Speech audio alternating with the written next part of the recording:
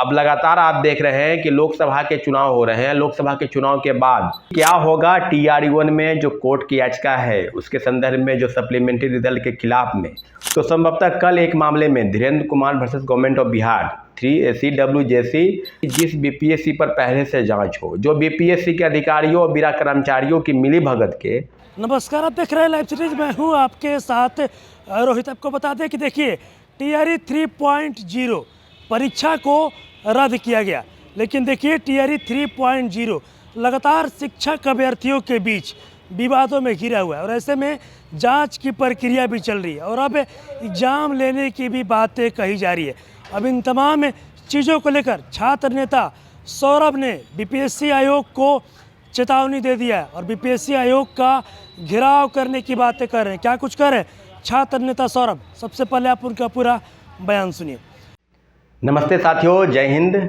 अभी हम बात करेंगे कि क्या बिहार सरकार के तरफ से जितने भी चीज़ें, अभी शिक्षक बहाली की बात होगी, लोकसभा चुनाव के इलेक्शन के जो चरण के चुनाव बीत गए हैं उसकी बात होगी, और कई ऐसे गंभीर विषय जो शिक्षक बहाली से लेकर बिहार में कई प्रतियोगिता परीक्षा के संदर्भ में जो चीज़ें आ रही है, आगे की क्या होगा। तीसरे फेज की बहाली की प्रक्रिया थी, उसको खंडित हो गया, उसमें बाधा पड़ी क्योंकि पेपर लीक हो गया। तो साथियों, कई लोग फ़ोन कॉल लगातार मैसेज कर रहे हैं, 2-3 दिन से अपडेट नहीं करा पा रहे हैं कि क्या होगा TRE-1 में जो कोर्ट की याचिका है उसके संदर्भ में जो सप्लीमेंट्री रिजल्ट के खिलाफ में उसको चुनौती देते हुए जो माननीय उच्च न्यायालय में याचिका दायर की गई है। तो संभवतः कल एक मामले में Dhirendra Kumar versus government of Bihar 3CWJC 1151 जो केस है /2023-24, उस सब मामलों की सुनवाई जो है वो उम्मीद है कि कल होगी, क्योंकि इसके मामले में आपको बता दें कि इसकी पहले 2 हियरिंग हो चुकी है। पहली हियरिंग जो हुई वो 8 फरवरी को हुई, उसके बाद जो है वो 19 अप्रैल को हियरिंग हुई और लगातार पहले 8 सप्ताह का समय दिया गया, फिर 2 सप्ताह का समय दिया गया। अब जो बातें थी कि 19 अप्रैल को होने वाली थी, परंतु 19 अप्रैल को जो केस नंबर था वो 150 से ज़्यादा हो गया था, इसलिए सुनवाई नहीं हो पाई। तो अब उम्मीद है आज कि जो हम लोग के लॉयर हैं उनके द्वारा कहा जा रहा है कि संभवतः आज केस की सुनवाई होगी।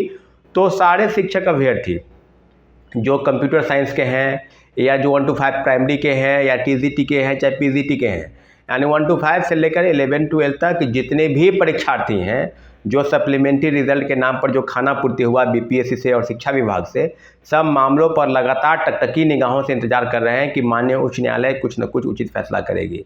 आपको याद होगा इसके पहले भी कि जो बंगाल में खेला हुआ, बंगाल में 2016 के जो शिक्षक बहाली थी प्रक्रिया थी, उसको चुनौती देते हुए कुछ लोग माननीय उच्च न्यायालय गया, उच्च न्यायालय ने पूरी प्रक्रिया बहाली को रद्द कर दिया गया और लगभग 26,000 जो शिक्षक बहाल थे सबको पद से हटाया गया और सबको अपने जो वेतनमान आप लिए हैं उसमें इन सूद सहित यानी इंटरेस्ट सहित वो जोड़कर आपको सरकार को वहन करना है।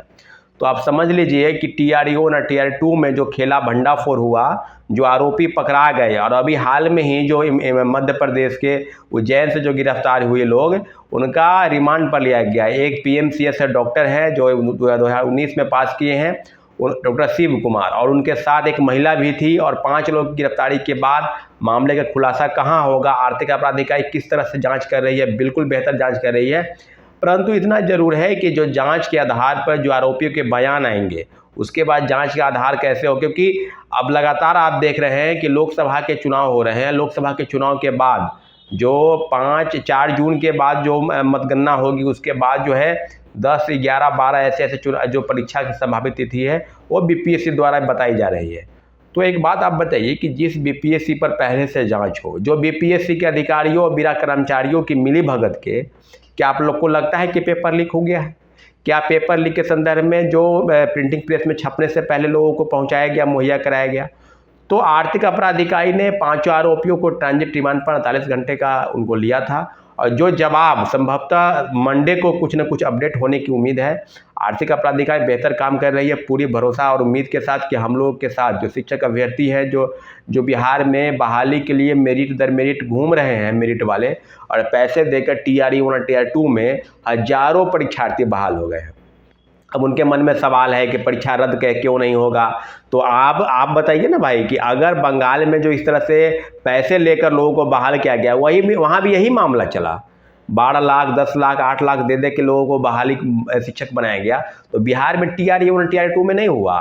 तो आप कह रहे हैं कि हम तो मेरिट वाले हैं। अरे भाई, जो परीक्षार्थी जो अच्छे लोग हैं, जो मेरिट वाले हैं, उनको कहाँ कुछ कहा जा रहा है? कहा जा रहा है उन लोगों को जो पैसे देकर बहाल हुए हैं। और पैसे देकर जो बहाल हुए हैं ना, पूरा आंकड़ा अभी आपको हर जिले का आंकड़ा पता चल रहा है। कहीं अररिया में 10 शिक्षक फरार हैं, तो कहीं वहाँ से जब जांच हुआ थंब इम्प्रेशन लिया गया या फिजिकली जांच हुआ, वहाँ वो भागे भागे फिर रहे हैं। तो सारे शिक्षक अभ्यर्थियों से जो जीचे हैं सामने, वो बिल्कुल है कि फर्जीवाड़ा बड़े पैमाने पर हुआ। और जो पूर्व चेयरमैन अतुल प्रसाद जी हैं, उनके रहते हुआ और उन पर सबसे बड़ा भ्रष्टाचारी कोई अगर है तो खुल के है, डंके की चोट पर है, वो व्यक्ति है अतुल प्रसाद। छात्रों अभ्यर्थियों को डराया धमकाया, BPSC के गेट के पास धारा 144 लगाने वाला व्यक्ति कि जो है सेकेंड फेज की बहाली में परीक्षा जो है उसके रिजल्ट के प्रकाशन में विलम्ब होगा, उसके रिजल्ट के प्रकाशन में अवरोध पैदा होगा, इसलिए धारा 144 लगाया गया। अरे भाई, आप बताइए ना भाई कि TRE-1 और TRE-2 में जो ब्लैक लिस्टेड कंपनी को ठेका कौन दिया? आपके बिना सिग्नेचर की उम्मीद नहीं है कि हुआ होगा। तो अब जो बातें ये हैं कि सरकार से, चाहे पहले महागठबंधन की हो चाहे NDA की हो, सप्लीमेंट्री रिजल्ट के नाम पर धोखा हुआ, सीटेट अपियरिंग के नाम पर धोखा हुआ। लगातार हम लोग डिमांड कर रहे थे, कुछ नहीं हुआ। लगातार हम लोग ये भी डिमांड कर रहे थे कि कम से कम ST-ET के परीक्षा के संदर्भ में उसको भी कम से कम बैठा लेते।